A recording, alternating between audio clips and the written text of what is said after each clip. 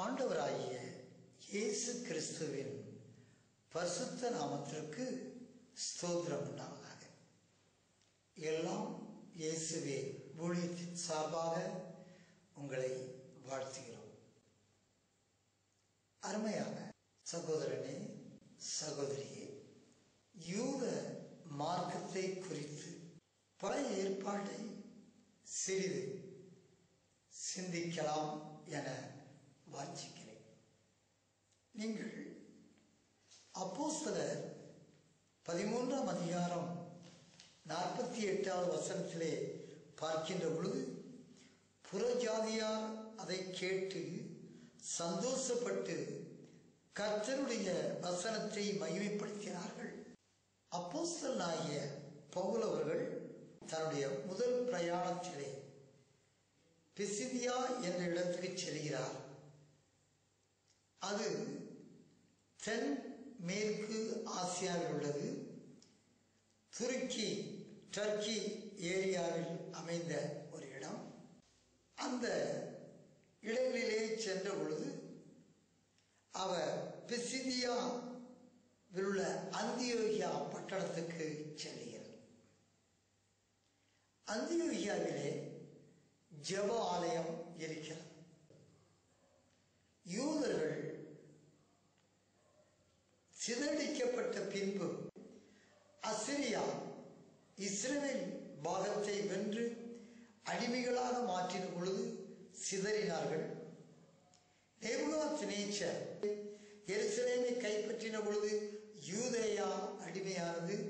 மக்களை சிறைபிடித்து அங்கே பாபிலோனுக்கு அழைத்துச் சென்றார்கள். உலகத்தின் பல பகுதிகளுக்கும் சிதறினார்கள் யூத வம்சம். சென்ற இடங்களில் எல்லாம் அவர்கள் ஜெப ஆலயங்களை நிறுவினார்கள்.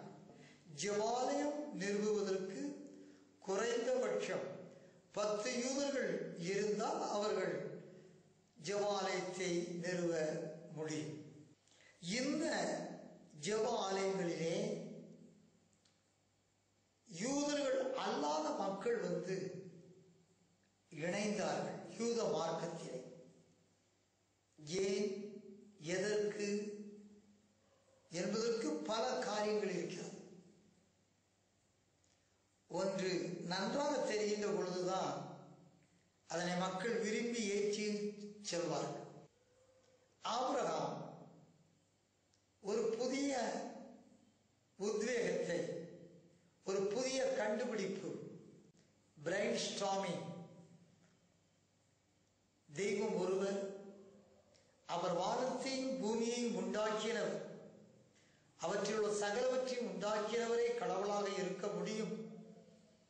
பார்ப்பது எல்லாவற்றையும் மனிதர்கள் வணங்குவது சரியாக தெரியவில்லை. அதனால் தன்னுடைய தகப்பன் இதோ உருவங்களை செய்து வித்தால் கூட இறைவன் ஒருவன் இருக்க வேண்டும், அந்த இறைவன் சகல வல்லமை பொருந்தியவராக இருக்க வேண்டும் என்ற எண்ணத்தோடு அந்த இறைவனை நோக்கி சென்றார். அந்த இறைவன் அவருக்கு காட்சியளித்தார், அவரோடு பேசினார்.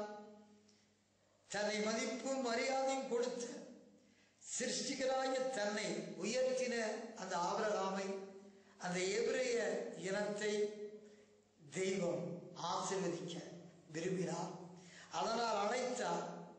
கானான் தேசத்தை, பாலும் தேனும் ஓடுகிற கானான் தேசத்தை அவர்களுக்கும் அவருடைய சந்ததிக்கும் கொடுத்தார். இப்பேற்பட்ட மக்கள், குறைந்த ஒரு கூட்டம், எகிப்திலிருந்து இஸ்ரவேல் ஜனங்களை வழிநடத்தின பொழுது அவர் 20 லட்சம் மக்கள் இருக்கக்கூடும். ஒரு பெரிய ஜனத்தொகை வழிநடத்துவது என்பது கூடாத காரியம். ஆனால் மோசே அந்த மக்களை வழிநடத்தினார். இந்த மார்க்கத்தை பின்பற்றி வந்தவர்கள் தான் யூத மார்க்கம். அவருடைய தெய்வம் யெகோவா, சர்வ வல்லமை பொருந்திய தெய்வம் யெகோவாவை அவர்கள் வணங்கி வந்தார்கள். இந்த யூதர்கள் கானானுக்குள் பிரவேசித்தார்கள். தீர்க்கதரிசியை கொண்டு தன்னை கவனித்தார்கள். நியாயாதிபதிகளை கொண்டு தன்னை அரசாட்சி